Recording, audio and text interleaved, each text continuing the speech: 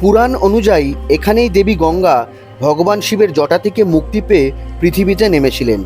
তবে তথ্য বলছে গঙ্গা গঙ্গোত্রী হিমবাহের প্রান্তে গোমুখ থেকে উৎপন্ন হয়ে উৎস থেকে প্রায় 253 কিলোমিটার প্রবাহিত হয়ে হরিদ্বারে প্রথমবারের জন্য সিন্ধু গাঙ্গেয় সমভূমিতে প্রবেশ করে, যা থেকে এই শহরটির প্রাচীন নাম হয়েছে গঙ্গাধার। হরিদ্বারকে হিন্দুদের কাছে সপ্তপুরী নামে পরিচিত 7টি পবিত্রতম স্থানের একটি হিসেবে বিবেচনা করা হয়।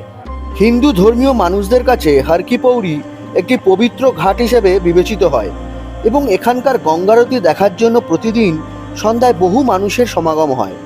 এই অঞ্চলটির গুরুত্ব অপরিসীম, কারণ এই অঞ্চলটি চারধাম অর্থাৎ উত্তরাখণ্ডে ভ্রমণের 4টি মূল স্থান যেমন বদ্রীনাথ, কেদারনাথ, গঙ্গোত্রী এবং যমুনোত্রী ভ্রমণের কেন্দ্রবিন্দুতে অবস্থিত।